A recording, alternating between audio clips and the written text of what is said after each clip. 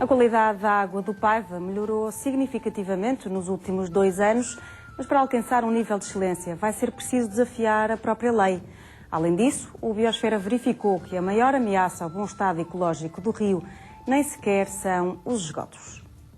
A 19 de julho de 2009, o Paiva corria assim. A 17 de agosto de 2011, o leito do rio não se via. Mas em janeiro deste ano o cenário era bem diferente. Pela primeira vez em vários anos, a água do Paiva está visivelmente melhor. No último ano, a situação de facto melhorou bastante, porque, por exemplo, em Castelo de Paiva registava-se a ocorrência de salmonelas, inclusive na água, o que é muito preocupante, e isso deixou de acontecer no ano passado. Boa parte do rio, isto é, a grande parte da bacia do Gráfico e do próprio troço principal do rio Paiva está em boa qualidade. Portanto, isto é um dado que é muito importante, boa qualidade. Temos 2 pequenos problemas. Uma identificada no rio Paiva, cuja qualidade é razoável, não é boa. Enfim, esperamos agora que na próxima avaliação a água passe a ser boa qualidade. E no troço final, onde o rio apresenta alguns problemas de qualidade, não muito graves, mas tem, enfim, não é aquilo que nós ambicionamos para o rio Paiva. Aí está em curso uma renovação do sistema de tratamento a cargo do Sistema Intermunicipal do Douro, designado CIMDouro, e acreditamos que a resposta vai ser dada por essas etapas, estão a ser agora renovadas, melhoradas, e que a muito bem prazo tenhamos o sistema todo completo. As estações de tratamento de águas residuais são, ao mesmo tempo, a solução e o problema do rio Paiva. Além das descargas pontuais feitas por moradores, da Zetar saem muitas vezes grandes quantidades de efluentes não tratados. Situações em que isso acontece. Por exemplo, em pleno verão, em que temos menos volume de água a chegar às hectares e ocorre uma trovoada, em que chega em simultâneo não só efluente de esgoto, mas também água limpa de águas pluviais que por vezes estão inadequadamente ligadas a este sistema.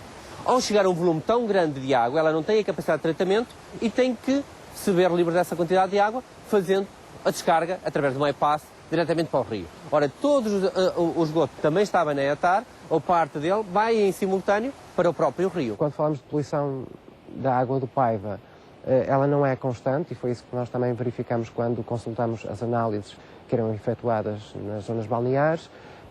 Temos dias em que a qualidade da água está excelente, mas se calhar na semana seguinte já está a duplicar os valores máximos permitidos por lei, em termos de, por exemplo, coliformes fecais.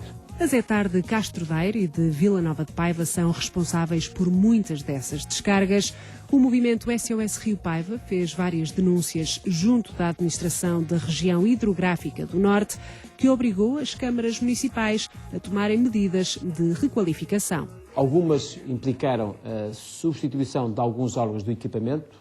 Uma delas era poletes perculadores, é uma tecnologia, enfim, que era muito usada no passado, hoje já não é muito usada, mas dá uma boa resposta. O equipamento estava, como disse, de 85, já tem muitos anos, e havia que fazer alguma substituição de alguns equipamentos. É isso, substituir alguns equipamentos, algumas afinações foram feitas no processo de tratamento biológico, isso obriga também aqui alguma afinação. Numa delas implicou também a instalação do sistema de tratamento por ultravioletas da parte de microbiologia, enfim, para garantir ainda uma qualidade, a fazer na zona de estiagem, uma qualidade, digamos assim, mais acrescida, e foi um pouco disto. Nos concelhos por onde passa o Paiva existem 70.000 habitantes. O rio tem 111 quilómetros e 12 estações de tratamento de águas residuais, mas apenas 2 têm capacidade para tratar efluentes de 3.000 pessoas. As restantes servem apenas a algumas dezenas de casas. As melhorias nos equipamentos resultaram numa qualidade da água mais constante, mas não são suficientes para colocar o rio outra vez na categoria do menos poluído da Europa. O movimento SOS Paiva exige por isso uma nova hectare para Castro Daire. É uma hectare que já tem mais de 20 anos de existência, chegou ao fim de vida e tem que ser urgentemente substituída, mas aquilo que sabemos, as informações que temos, é que ainda não existe um projeto para uma nova hectare e o Ministério do Ambiente ainda não tem conhecimento desse projeto. Mas uma nova hectare não conseguirá resolver 2 grandes desafios que todos os anos se colocam ao rio Paiva: a pressão do verão e os acidentes. Tomemos como exemplo o concelho de Vila Nova de Paiva, que tem 5.200 habitantes. Segundo dados oficiais, a autarquia tem apenas 2 hectares devidamente dimensionadas para a população residente. Mas o que acontece no verão quando o concelho chega a albergar 20.000 pessoas? O risco de colapso dos sistemas e de descargas não tratadas é substancialmente maior. Um problema que pode ser resolvido por bacias de retenção. A seguir a cada descarga, a última descarga que é feita do efluente na linha d'água, neste caso no Rio Paiva, em vez de ser feita diretamente no Rio Paiva, deve ser sempre feito através de uma bacia de retenção ou de um sistema paralelo. De forma a que, no caso de ocorrer um acidente, ocorrer uma avaria interna, esse volume de água que existe na hectare tem um amortecedor, tem uma capacidade de ser retido nessa bacia de retenção. A outra forma é fazer uma afinação final destes sistemas. Isto é, podemos ter uma bacia de retenção em que tenha um volume de água para termos aí um pequeno ecossistema, com peixes, com plantas, autodepuradoras, com um sistema biológico. Ora, ao descarregar nesse sistema, que é idêntico ao do rio, numa parte, e se esse sistema biológico estiver a funcionar naturalmente e corretamente, então também vamos ter a possibilidade de ver que esse efluente, quando chegar ao rio, também está bom. Para conduzir o Paiva a níveis de excelência, os métodos de avaliação da qualidade da água também vão ter de ser diferentes. Há que analisar não só parâmetros físico-químicos, mas também biológicos. A lógica dos bioindicadores é dizer que é passar para a seguinte lógica: se a água é boa para os organismos que estão lá, é boa, o ecossistema está bem. E se o ecossistema está bem, eu posso usar aquela água para o que quiser. E essa foi a grande diferença da perspectiva da DQA. Antes pensava-se muito em termos humanos, ou seja, a água não envenena nem intoxica, portanto eu posso usá-la. Agora pensa-se em termos de ecossistema e de sustentabilidade. Se ela está boa, se o ecossistema está bom, eu posso ir lá buscar água para o que precisar. Se efetivamente nós fazemos só recolhas químicas da água, aquilo que são muito instantâneas, em que eu tenho uma hora em que está a fazer uma descarga e a seguir eu fecho a torneira de descarga de poluição e eu vou avaliar no rio e já não se verifica. A Diretiva Quadro da Água obriga desde o ano 2000 a usar métodos de análise biológica, mas pode ser necessário ir além dos critérios da lei. Esta exige, por exemplo, que as análises sejam feitas apenas na primavera. A título pessoal, diria que me parece que é pouco, ou seja, prever, por exemplo, só uma colheita na primavera parece-me pouco. Seria preferível ter uma colheita no outono. Porquê? Em termos de rios, nós temos basicamente 2 épocas, uma época de chuvas e uma época seca. E, portanto, fazer na primavera significa fazer no fim da época das chuvas. Seria interessante fazer no fim da época seca, para perceber qual seria o melhor e o pior, ou qual era o intervalo de variação da qualidade.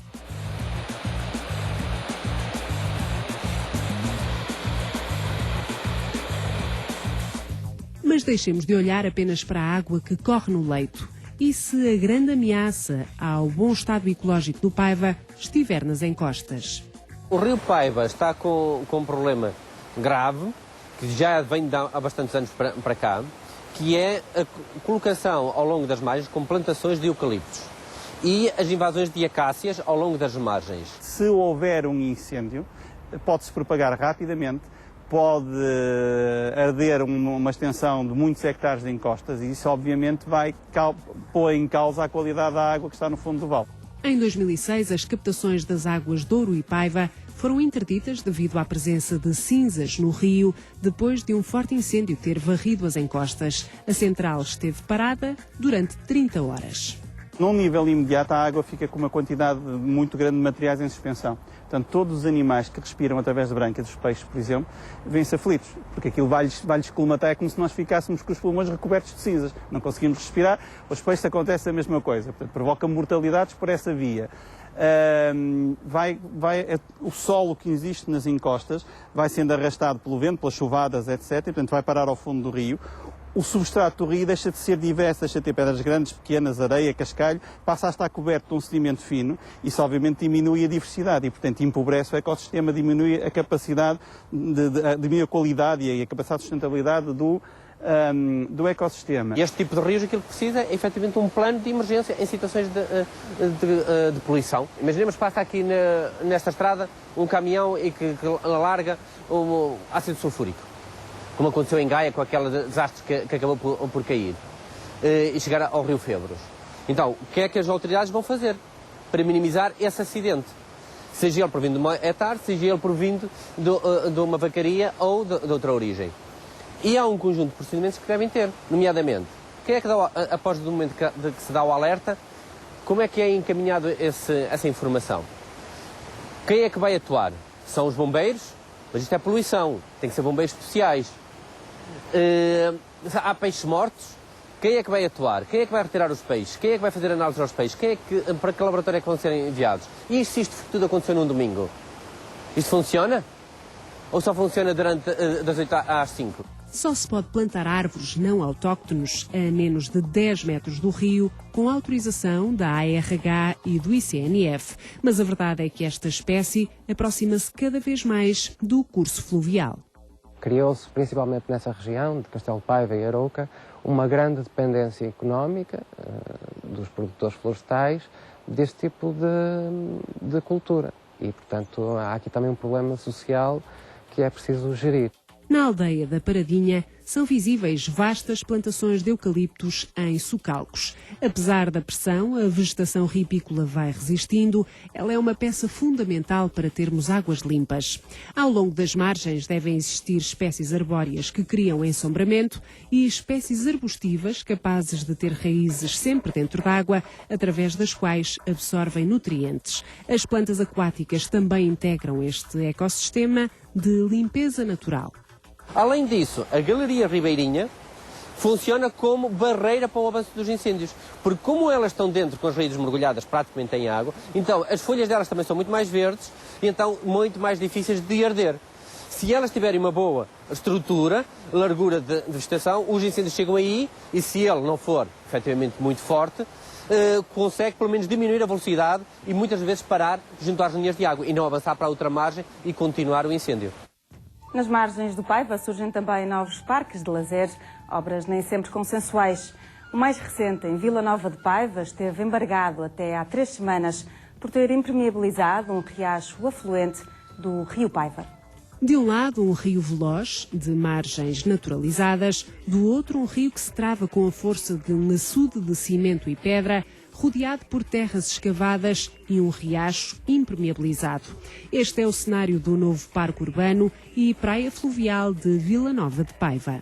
Obviamente preocupa-nos bastante, porque estamos nas margens do Rio Paiva, estamos numa zona classificada na rede Natura 2000 e aquilo que vemos é, de facto, a destruição do coberto vegetal, a destruição das margens, a artificialização do rio, que contraria tudo aquilo que foi definido no plano sectorial da Rede Natura para o sítio do Rio Paiva, que diz claramente que se deve condicionar a expansão urbano-turística, a intervenção nas margens, e, portanto, se foi feito esse trabalho, esse investimento para termos orientações de gestão para este sítio da Rede Natura 2000, ele tem que ser ou deve ser cumprido, caso contrário, essa classificação não serve de nada.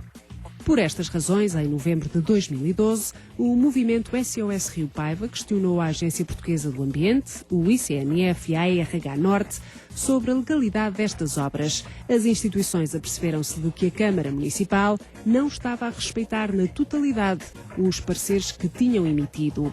O ICNF revela que a versão final do projeto, alvo de parecer favorável condicionado, data de maio de 2011, mas que em novembro do ano seguinte a obra é embargada por não cumprir alguns dos requisitos do parecer anteriormente emitido. Em questão está, por exemplo, este afluente do Paiva, cujo leito foi completamente cimentado.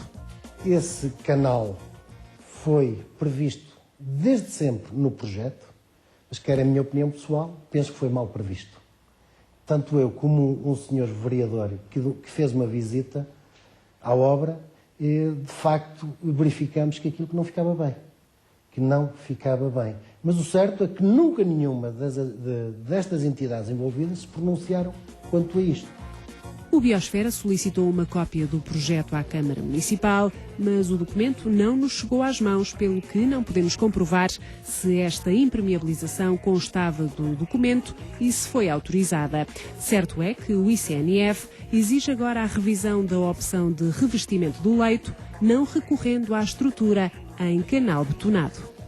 A autarquia queria também impermeabilizar o leito do curso principal com pedra, de forma a melhorar o acesso dos futuros banhistas à água e alterar a fisionomia de uma das margens, mas não recebeu permissão da ARH Norte. Essa proibição foi respeitada pela Câmara, mas o tipo de trabalhos que realizou, por exemplo no açude, levantam ainda algumas dúvidas. O rio não tem caudal, principalmente no verão, tem um caudal muito reduzido e, portanto, como nós suspeitávamos, foi construído um açude em cimento no meio do rio, o que é inaceitável e ilegal, obviamente. Aquele açude já estava impermeabilizado com cimento, porque temos que respeitar também os direitos adquiridos que existiam, que era a existência do rego de levada, que levava águas para os moinhos. E desde tempos imemoriais que já existia digamos que o cimentar da própria açude. O que se fez foi ao contrário, foi respeitar a cota e respeitar a cota cobrindo ou, digamos que revestindo a granito. Quando vamos fazer uma reabilitação, também devemos adequar aos novos conceitos ecológicos. Por um lado, se esse açude tem ou não escadas de peixe em termos de funcionamentos hidráulicos de quantidade de água. Depois dos materiais que nós vamos utilizar. E a altura do ano em que nós vamos estar a colocar esse cimento de forma a que não crie impactos. Por exemplo, nesta altura do ano, não é aconselhado utilizar cimento junto às margens do rio e no leito do rio, porque vem uma cheia, vem esta quantidade de água e arrasta este cimento e leva e vai ele próprio poluir a coluna d'água. É verdade que isso é lá um açude antigo, é verdade que a Câmara Municipal quer apenas reabilitar o açude. Penso que há ali algumas ações que não são, como já disse, daquelas que nos mereceu algum reparo. Nós aí nessa reunião vamos procurar resolver essa situação. Portanto, a questão do cimento pode ter que ser retirado? Pode eventualmente, sim, podemos eventualmente isso não ser, digamos, enquadrável. Outra das alterações a que a Câmara está obrigada a fazer é renaturalizar a margem esquerda e colocar este lago no lado oposto. O projeto tem algumas ações meritórias. Meritórias, como já disse, havia parte do traçado do rio que estava as margens estavam degradadas, tinham lixo, estavam abandonadas e, portanto, o que se fez foi uma ação de reparar, tirar o lixo, limpar, retirar as espécies infestantes que também havia lá no sítio. E isto, obviamente, tem o nosso apoio. Tudo o que é mexer muito digamos, numa zona muito natural, aí somos muito sérios, somos muito contidos sobre isso. Até ao momento ainda não foram criadas zonas de proteção para determinadas espécies importantes e raras e protegidas que existem no Paiva, conforme está definido no plano setorial da Rede Natura, e, portanto, enquanto esse trabalho também não for feito, não forem criadas essas zonas de proteção, nós temos alguma reserva em relação ao alargamento das áreas do lazer. Aqui corre um rio de melhor qualidade, mas cujas ameaças se aproximam pelas margens. Eucaliptos, acácias, descargas ilegais ou mesmo empreendimentos turísticos rodeiam o rio Paiva e precisam de uma gestão assertiva que combine os desejos da população local com o equilíbrio do ecossistema. Se só agora chegou à nossa companhia, saiba que já fomos conhecer o estado de conservação do rio Paiva. Conheça agora no bilhete de identidade